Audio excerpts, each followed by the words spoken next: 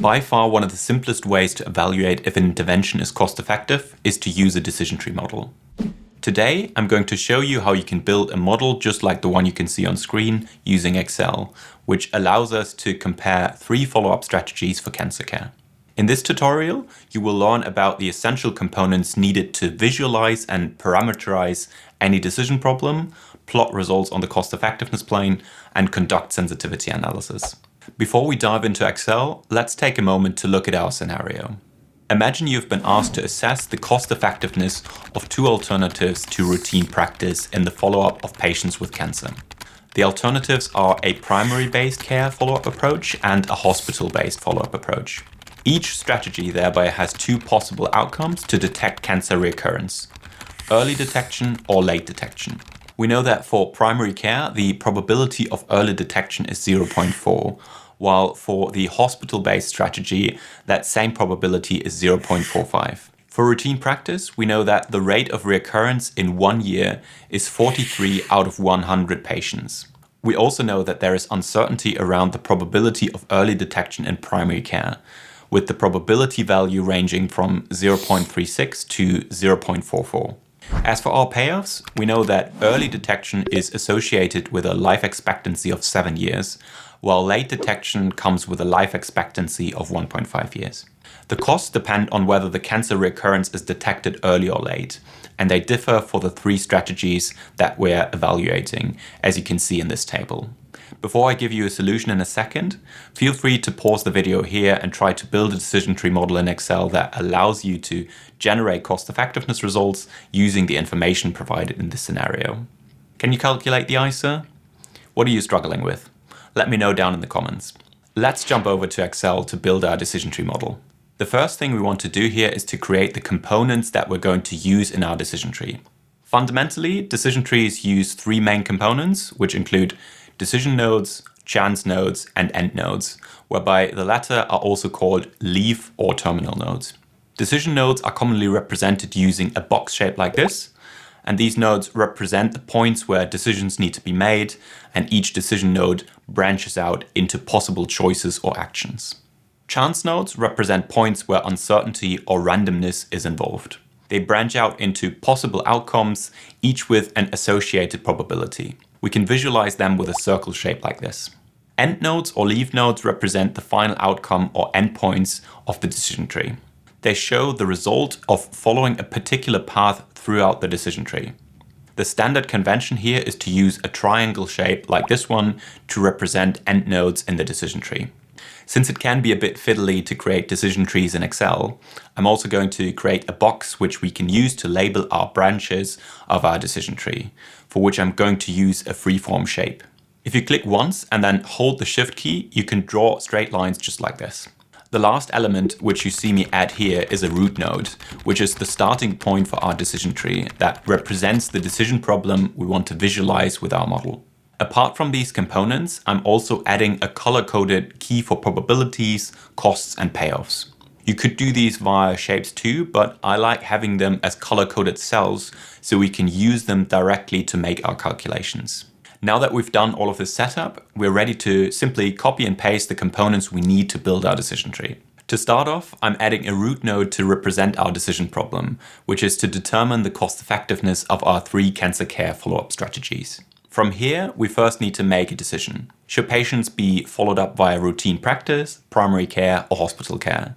We can reflect that using a decision node and copy over the branch labels for choices we must make, which we're going to connect using lines that have the same weight as our shapes to make sure that everything looks nice and tidy.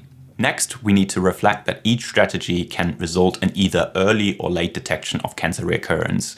So I'm adding a chance node after all 3 strategies to represent this visually. I'm also copying over more branch labels to label the 2 branches coming off of each chance node. We're not interested in what happens after the follow-up outcomes, so we can just add leaf nodes at the end of every branch to reflect that these are the final outcomes of our decision tree. If you wanted to, you could add additional complexity to your decision tree by adding more branches and nodes, but keep in mind that these models can become unwieldy very quickly as the number of branches grows exponentially and they quickly become difficult to visualize too. That's why they are best suited for simple decision problems like the one we're looking at today. So far, we have only visualized our decision tree, but we also need to quantify the probabilities, costs, and outcomes so that we can calculate expected costs and outcomes for each strategy, which we're going to use later for our cost effectiveness results. To do that, I'm simply copying the already formatted cells from our key, adding expected costs and outcome cells for our 3 strategies, probabilities for each branch following the chance nodes, and associated costs and life years for each leaf node. Next, I'm going to create a new sheet for our parameters. We need to parameterize probabilities, costs, and outcomes. So let's create a table where we can enter a parameter description, name, and value. Here, it would be good practice to also add a column for the source that you're using to inform that specific parameter, given that it can otherwise become very hard to keep track of where those inputs actually come from. Let's first look at our probabilities for early cancer detection.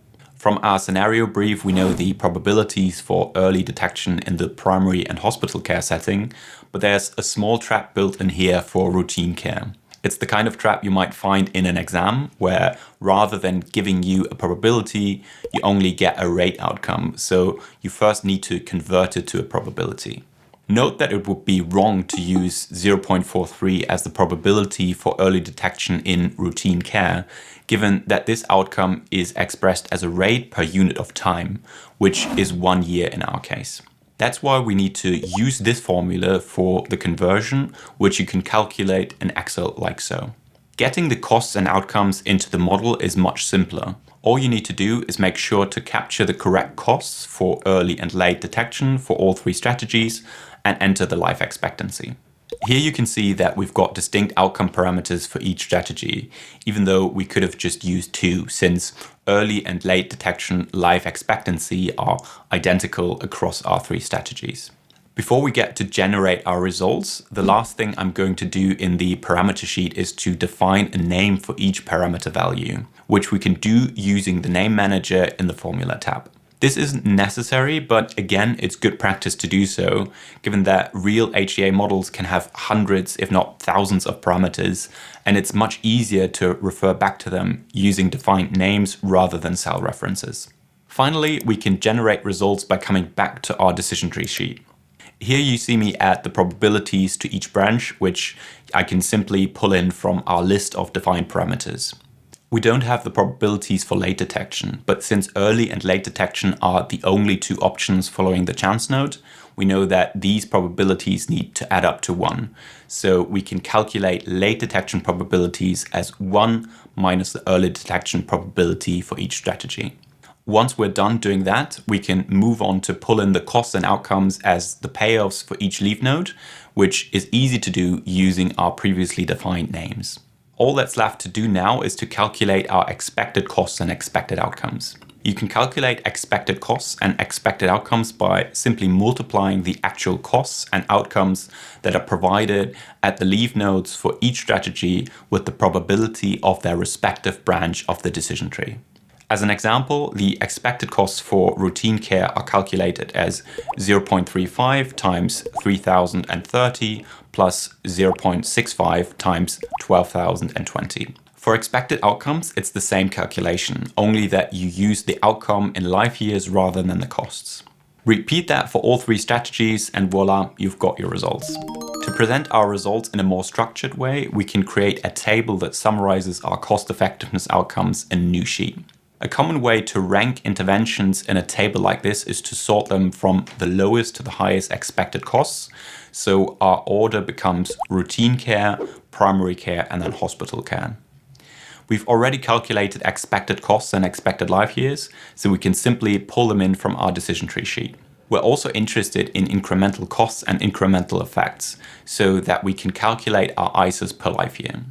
You've got 2 options here, as you can either represent all incremental costs and effects relative to routine care, or you present them in a stepwise approach against the next best option. Both these options are valid, but I'm going to go with the later one in this case. This means that we can calculate our incremental effects of primary care versus routine care and hospital care versus primary care. Doing that gives us an ICER of 1,333 for primary care versus routine care, and an ICER of 5,345 for hospital care against primary care. To visualize our cost effectiveness results, we can now plot them on a scatter plot like this one and add a line between them to represent our cost effectiveness frontier. If you want to emphasize the improvements that primary care and hospital care strategy have over routine care, you could change the X and Y axis grid lines to match the expected costs and life years of routine care so that routine care results effectively become the point where X and Y axis cross. You could call it a day here, but we're going to take it a step further by conducting a one-way sensitivity analysis.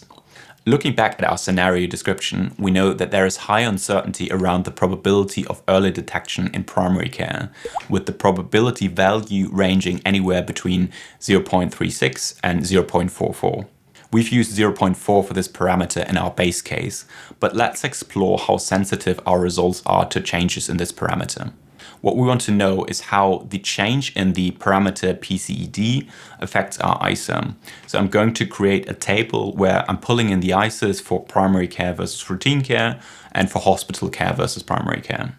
Next, I'm going to list all possible parameters that our variable can take, which covers the range between 0.36 and 0.44.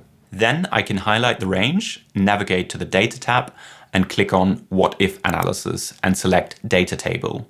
In the dialog box that will appear, you can use the base case value of our PCED parameter and enter the cell reference in the row input cell. Once you click OK, the table will autocomplete and you should see these values.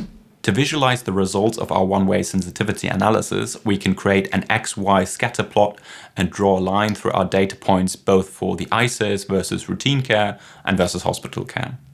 What we can see from our sensitivity analysis plot is that as the probability for early detection in primary care improves, the ICER versus routine care goes down and the ICER versus hospital care goes up.